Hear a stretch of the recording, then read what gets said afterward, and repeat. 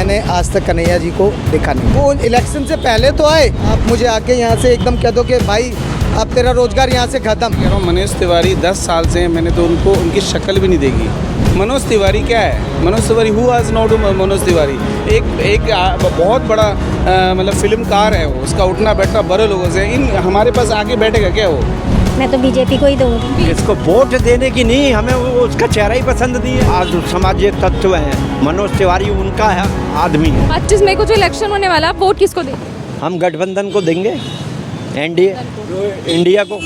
यहाँ का एमपी कौन है पता है आपको? आप यहाँ का एमपी कौन है पता है आपको? हाँ पता है, कौन है? उत्तर पूर्वी से मनोज तिवारी। हाँ, तो उनका काम क्या आपको पसंद नहीं आ रहा? तो आप उनको वोट ही देंगे। किसको वोट देने की नहीं, हमें वो उसका चेहरा ही पसंद नहीं है।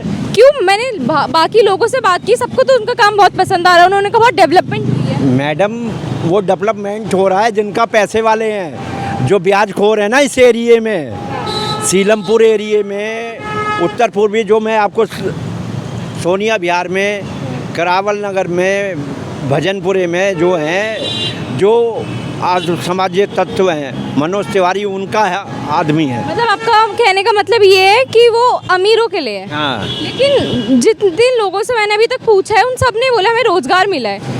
क्या रोजगार? जितने ऑटो वाले हैं, रिक्शे वाले, सब नहीं, मनोज तिवारी की वजह से क्या रोजगार मिला ये बताइए ना। उनका कहना ये था कि यहाँ पे पहले हमें अलाउ नहीं था कि हमें रिक्शा लगाना है, अगर हम रिक्शे लगा रहे तो उसके लिए पैसे देने पड़। तो ये है कि मनोज तिवारी का इसमें कोई दखलंदाजी होती नहीं, मेरा मतलब ये था। मैं जो बात कह रहा हूँ, मेरी बात सुनिए, जो भी सांसद है उसका लोकल लॉन्ड से कोई मतलब नहीं होता, उसमें लोकल सरकार काम करती है। जैसे केजरीवाल की सरकार है, एमसीडी उनका, बट उन्होंने भी किया है, जो जितने उनके काम से थे वो खुश है। कुछ नहीं। आप खुश नहीं है? मैं क्या, मेरे जैसे बहुत हैं जो खुश नहीं है। आप राम मंदिर से खुश नहीं हूँ? राम मंदिर से खुश नहीं हो आप? नहीं, राम मंदिर है लेकिन बीजेपी से खुश नहीं हूँ, मैं राम मंदिर से खुश हूँ। वो तो आप पब्लिक से पूछ लो जाके। आप भी तो पब्लिक। हाँ, तो मैं कह तो रहा हूँ, हम तो उस समय पे भी बहुत खुश थे। आप आज तंग है। आज क्यों तंग हैं? आज तंग? आज सेंटर की वजह से तंग है। वो हिंदू मुस्लिम करते हैं बस, और कोई काम ही नहीं है उन्हें। राशन मिल रहा है, बहुत सारी डेवलपमेंट। किसको मिला राशन?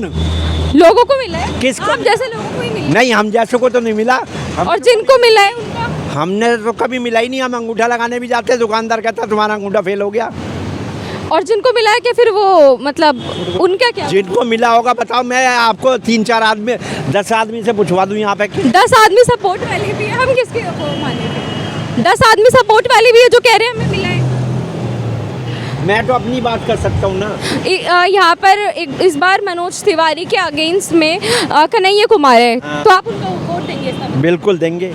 और उनका क्या काम आपको? हम नहीं देंगे, अपने मोहल्ले के भी दिलवाएंगे। हाँ, दिलवाएंगे, जरूर दिलवाना। आपको आप उनके आने से आपको क्या लगता है कि फायदा होगा? फायदा ये हैं दोनों पूर्वांचल से हैं, दोनों बिहार से बिलोंग करते हैं, दोनों अच्छे नेचर के हैं, दोनों सामाजिक कार्यों में मिलजुल कर काम करते हैं, लेकिन पब्लिक का भला कभी नहीं किया मनोज तिवारी ने। आपको लगता है कि कन्हैया कुमार आएंगे तो वो लोगों का भला करेंगे? वो पढ़ा लिखा बंदा है, सोच समझा है, पीएचडी किया हुआ बंदा है, जेएनयू से पीएचडी की हुई है। तो जेएनयू के पीएचडी के आधार पे आप मान सकते हैं कि वो यहाँ पे मतलब लोगों की डेवलपमेंट करेंगे? जो क्यों नहीं करेगा, जब आदमी पीएचडी करता है। पीएचडी ऐसे ही हो जाती है क्या मैडम, आप पढ़े लिखे? नहीं, वो बात आपकी ठीक है। पीएचडी करने के लिए कितने बर्तन मांजने पड़ते हैं? नहीं, मेरा मतलब ये है कि आप उनके पीएचडी से, इतने मोदी जी ने भी नहीं मांगे। फिर भी मोदी जी ने भी पीएचडी नहीं की। कह रहा हूँ पीएचडी मोदी ने नहीं करी। हाँ, लेकिन फिर भी तो। अरे बात तो सुनिए, पूरा जवाब सुनिए। पीएचडी नहीं करी उन्होंने, समझ रहे हो नहीं बात। लेकिन कन्हैया कुमार ने कितनों के साथ पीएचडी करी है, कितने साल बिताए हैं अपने। तो जैसे कि मैम चुनाव आने वाला है 25 तारीख को, तो आप किसको वोट देंगे? मैं तो बीजेपी को ही दूंगी। बीजेपी को देंगी। तो यहाँ पर आपको पता है एमपी क्या है? मतलब उन्होंने बहुत ही अच्छा काम करा है, मतलब सुरक्षित है महिलाएं, और क्या कहते हैं, उन्होंने सिलेंडर भी बांटे हैं। आपको उनकी स्कीम का फायदा हो रहा है? मेरे को तो खैर नहीं हो रहा, पर जो मेरे से हाँ हो रहा है फायदा। अच्छे सुरक्षित वाली जो बात है वो उसमें कितनी सच्चाई है? ये है कि रात को भी, डे नाइट भी रात को लड़कियां आ जाती हैं, सब कुछ नहीं है, कोई प्रॉब्लम नहीं है। मतलब और मेरा आपसे हाँ जाए तो फ़ोन पे जरा सा भी वो करते हैं, मतलब इमरजेंसी जो भी है नंबर होता है 109, वो मिलाते हैं तो फ़ौरन हाँ। एक्शन हो जाता है। तो मेरा आपसे आखिरी क्वेश्चन ये है कि क्या कांग्रेस राज में इतनी सुरक्षित थी औरतें, या इतनी फैसिलिटी थी उनके पास? नहीं नहीं थी इतनी फैसिलिटी। मतलब आप मोदी सरकार से बहुत खुश हैं? बहुत खुश हूँ। और मोदी मतलब बीजेपी के थ्रू एक नारा चल रहा है कि 400 पार जाएंगी, तो आपको लगता है कि 400 पार जाएगी? डेफिनेटली। मैंने आज तक कन्हैया जी को देखा नहीं, कभी वो हमारे क्षेत्र में या हमारे यहाँ पे, क्योंकि आज से पहले जो हमारे यहाँ पे ना, मैं मुस्तफ़ाबाद विधानसभा क्षेत्र का वासी हूँ, और वहाँ पे मैंने जब से वह विधायक बने हाजी यूनिस जी, वो इलेक्शन से पहले तो आए, लेकिन उसके बाद उनका मैंने एक बार भी फेस नहीं देखा कि हाँ जी ये हमारे विधायक है, इनसे हम कोई कंप्लेंट कर सके। एक बार यहाँ के जो सांसद लगते हैं ना, महेश गिरी जी, हमें यहाँ ऑटो लगाने का ना अलाउ नहीं था, तो ऑटो हमें पुलिस वालों ने हटा दिया था, भगा दिया था साहब, उन्होंने हमें भगा दिया यहाँ से। हमसे कहा गया कि यहाँ ऑटो नहीं लगाओगे, ऑटो लगाओगे तो मंथली देना पड़ेगा जैसा भी है, तो हम लोगों को भगा दिया। हम सीधा अपने सांसद के पास, महेश गिरी जी के पास गए, सारे इकट्ठे हो गए, यहाँ के जितने भी ड्राइवर थे सब इकट्ठे होके गए। मैंने खुद जाके बात करी, मैंने कहा सर हम ऐसे मेट्रो स्टार्टिंग हुई थी शादरा से कश्मीरी गेट, मैं जब से यहाँ ऑटो लगाता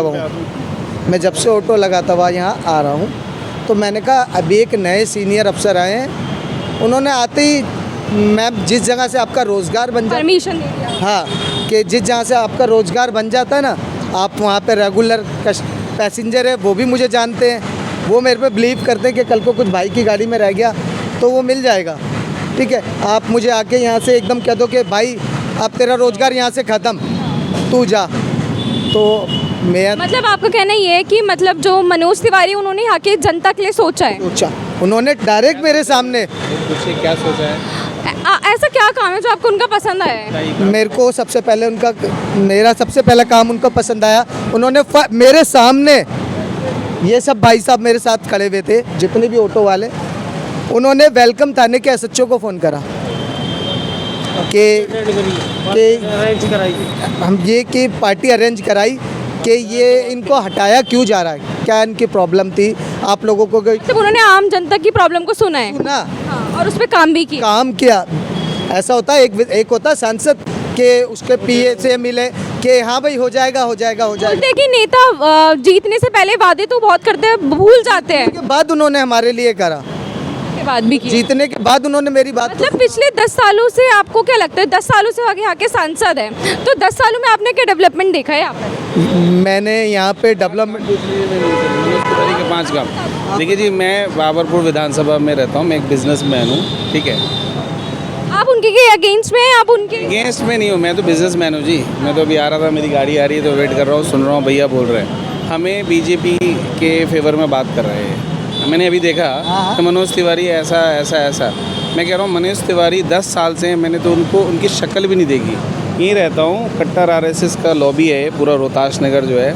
आपको हमें मिडिल क्लास आदमी को क्या चाहिए? एजुकेशन चाहिए, हेल्थ चाहिए, इनको रोज़गार चाहिए, है ना, इनको जो है रोड चाहिए। ठीक है, ये तो मेट्रो के पास खड़े हो तो आपको थोड़ा सा दिख भी रहा है कुछ है, आप थोड़ा सा अंदर चलिए, अंदर जनता कॉलोनी है, यहीं पे एक रोड है। मैं यहाँ पे 97-98 से रह रहा हूँ, बस थोड़ा सा वो एरिया ना हिंदूनिज़्म एरिया है, वो कनेक्ट नहीं हो पा रहा है और लाखों लोगों को मतलब रोज़गार मिल सकता है, वहाँ से एक रोड मिल सकता है। तो आपके ख्याल से डेवलपमेंट नहीं हुई? बिल्कुल, बस वॉकिंग डिस्टेंस, 1 मिनट मैं सुन रहा था, 500 मीटर पे जनता कॉलोनी, ये जो ये मेट्रो जा रहा है ना, ये वेलकम में कनेक्ट हो रहा है।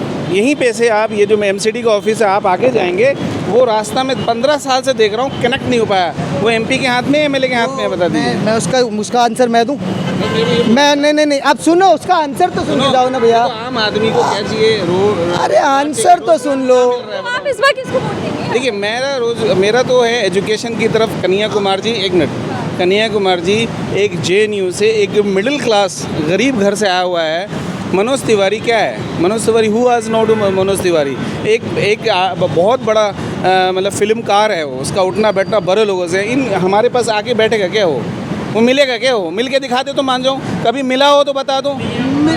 कन्हैया कुमार की बात कर रहे हो ना? हाँ। कन्हैया कुमार की बात कर रहे हो ना? कन्हैया कुमार को डे 1 से वो जिन लोगों की आवाज़ उठाई है, आवाज़ तो नहीं बोल रहे, उनके लिए भी उठाई है मनोज तिवारी। मनोज तिवारी ने तिवारी कल भी यही बोल रहे थे। मैडम भारत से टुकड़े होंगे वो है कन्हैया कुमार, भारत से टुकड़े होंगे। हम हिंदू मुसलमान अलग अलग नहीं है। वो कहता है भारत से टुकड़े होंगे, हम उसे वोट देंगे।